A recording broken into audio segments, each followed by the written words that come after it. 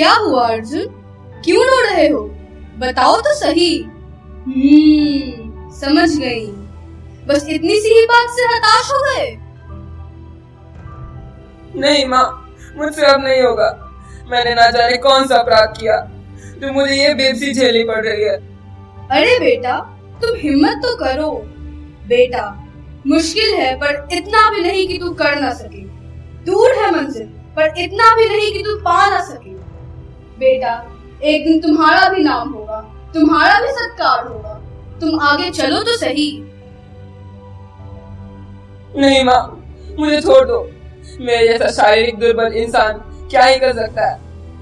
मुझे अपने देश के लिए कुछ करना था, पर हे ईश्वर, ये कैसे हो गया? बेटा, तुमने पढ़ा है ना, स्वामी विवेकानंद जी ने क्या कहा है? जैसा तुम सोचोगे वैसा ही बन जाओगे। खुद को निर्बल मानोगे तो निर्बल, और सबल मानोगे तो सबल बन जाओगे। अब चलो, उठाओ ग्लास, तुम कर सकते हो।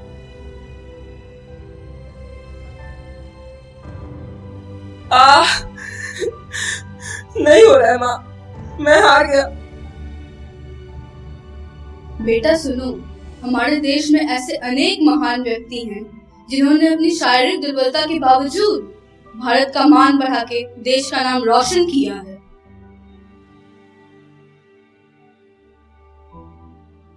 नहीं माँ, ऐसा कैसे हो सकता है? ये संभव नहीं है। हाँ बेटा सुनो, क्या तुमने श्रीमती सुधा चंद्रन जी के बारे में सुना है? इन्होंने अपनी शारीरिक दुर्बलता को दुर्बलता नहीं समझा, बल्कि ताकत मानकर ऐसा मुकाम हासिल किया जिससे वे दुनिया भर में मशहूर हो गई। और सुनो, ये जानी मानी भारतीय टीवी और फिल्म कलाकार और भरतनाट्यम नृत्यांगना है। 3 साल की छोटी उम्र से ही उन्हें नृत्य का शौक था। डांस उनका पैशन था। एक बस दुर्घटना में उनके पैर में चोट लगने से इन्फेक्शन हो गया, जिसमें उनको अपनी एक पैर गंवा दिया। पर उन्होंने अपनी हिम्मत नहीं, कुछ करने की चाह और मेहनत के दम पे उन्होंने अपनी पहली डांस परफॉर्मेंस एक पैर पर दी और दर्शकों को मंत्रमुग्ध कर दिया। देश में उनके नाम की धूम मचने लगी, सिनेमा के ऑफर्स आने लगे और उन्होंने कई पुरस्कार भी जीते।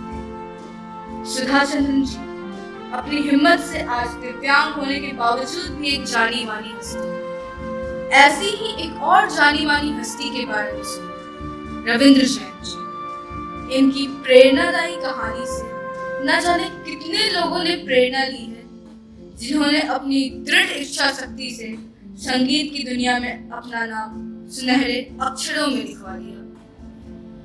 जानते हो बेटा, रविंद्र जैन जन्म से अंधे थे, पर उन्होंने दुनिया को दिखाया कि शारीरिक दुर्बलता हमारे शरीर से जुड़ी है, हमारे हौसलों से नहीं।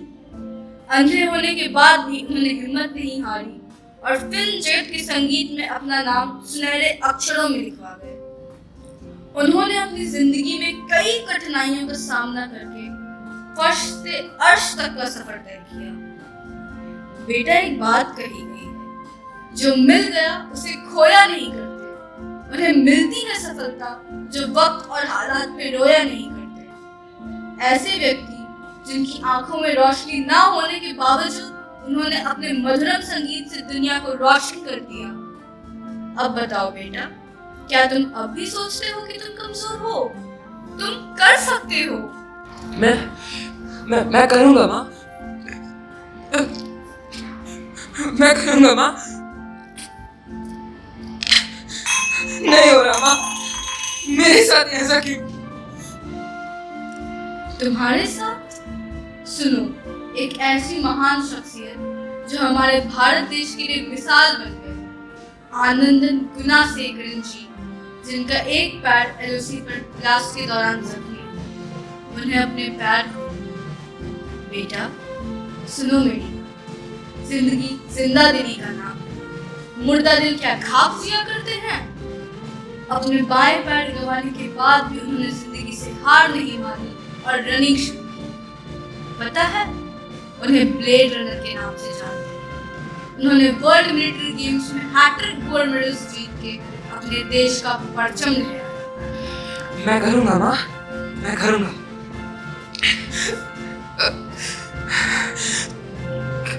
मैं करूंगा माँ। माँ मुझसे नहीं हो पाएगा। मेरे साथ ऐसा क्यों माँ? मेरे साथ ऐसा क्यों? माँ मुझे भी कुछ ऐसा ही करना है। मुझे अपनी माँ और अपनी भारत माँ दोनों का मान बढ़ाना है।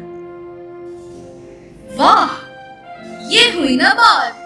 बेटा, ऐसी ही एक महान हस्ती है अरुणिमा सिन्हा, जो एक महान वॉलीबॉल प्लेयर थी, परंतु एक ट्रेन एक्सीडेंट में उन्होंने अपना बायां पैर गंवा दिया। आराम करने की सलाह दी गई, पर पता है उन्होंने लोगों से क्या कहा? उन्होंने कहा, मुश्किलें तो हर इंसान के जीवन में आती हैं, चाहे छोटी हो या बड़ी, लेकिन विजयी वही होता है जो उन मुश्किलों से बुलंद हौसलों के साथ डटकर मुकाबला करे। वो कहते हैं ना, मंजिल मिल ही जाएगी भटकते हुए सही, गुमराह तो वो हैं जो घर से निकलते ही नहीं। हाँ, एक बार तो सभी को लगा कि उनका भविष्य समाप्त हो गया, पर सभी को गलत साबित करते हुए उन्होंने अपने कृत्रिम पैर के सहारे ही हिमालय की बुलंदियों को छुआ और बन गई भारत की प्रथम दिव्यांग महिला जिन्होंने एवरेस्ट की चोटी को छुआ। तुम ही सोचो बेटा कि अगर अरुणिमा हार मानकर घर पे बैठ जाती तो परिवार पे बोझ होती, पर आज पूरे भारत को नाज है अपनी इस बेटी पे। मुझे कोई बोझ नहीं बनना माँ। मैं भी चाहता हूँ कि आप मुझ पर गर्व करें। तो मैंने ठान लिया है, चाहे मैं कितनी बार भी हारूं, चाहे मुझे हार को कितनी बार भी गले लगाना पड़े, चाहे मैं कितनी बार भी गिरूं, मैं ये वादा करता हूँ माँ कि मैं फिर से उठूंगा, मैं फिर लड़ूंगा। माँ, मैं आपसे वादा करता हूँ, मैं जीत के ही रहूंगा। शाबाश बेटा, शाबाश। ऐसे ही प्रयास करते रहना। तुमने कोशिश किया, गिलास उठा लिया, ये बहुत बड़ी बात है। इसी कोशिश से तुम पानी भी पी सकते हो। एक दिन देख लेना। ये एक माँ का विश्वास है। अब तुम मेरे शेर हो बेटा, दिखाओ अपनी शक्ति और कर मैदान फतेह। देखो माँ, माँ मैंने कर लिया। तुम्हारी प्रेरणा और मेरे जज्बे ने कर दिखाया। मैं बहुत खुश हूँ माँ, मैं बहुत खुश हूँ। तुमने ठीक ही कहा था, इंसान शरीर से दुर्बल दिख सकता है, मन से नहीं। बस अब तुम देखती जाओ माँ, मैं कैसे आगे बढ़ता जाऊंगा। मैं ये वादा करता हूँ कि आगे कभी हार नहीं मानूंगा और बदलते भारत के साथ हमेशा खड़ा रहूंगा। बेटा, इस देश ने बहुत कुछ दिया है हम सबको। अब हम सबको अपने देश के इस 75वें अमृत महोत्सव का शंखनाद करते हुए बदलाव अपने अंदर लाना है। तुम जैसे युवा ही इस देश को उसकी शान बढ़ाने में मदद कर सकते हैं। हाँ, भारत बदल रहा है बेटा। देखो, क्या तुम्हें सुनाई दे रहा है? आहा, कितना सुंदर पल है। आओ, बदलता भारत देखिए। वंदे मातरम।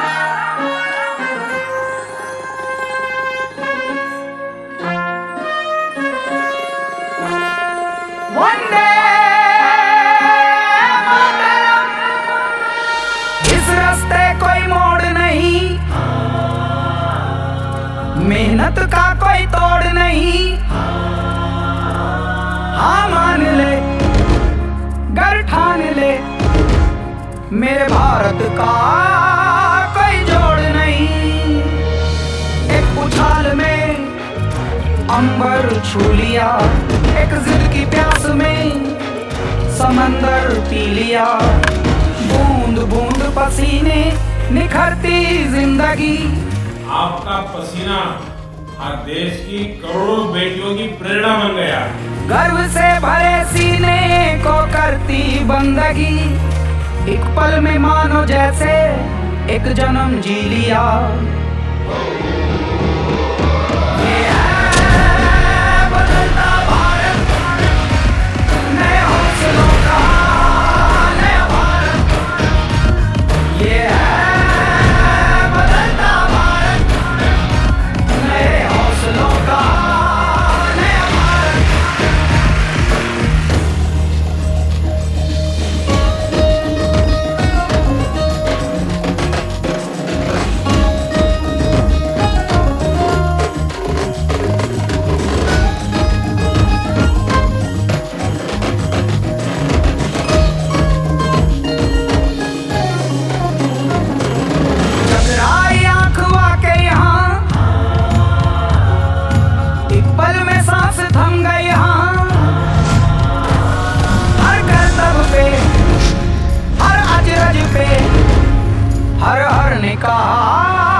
भाई वाह एक छलांग में पर्वत लांग दे, लाखों बिलांग तक से तू बांध दे। जब आंख ही हो सूरज और रक्त में उबाला, तूफान हो इरादे और हिम्मत हिमाला। मेरे युवा इस देश को खुशियों से पांग दें।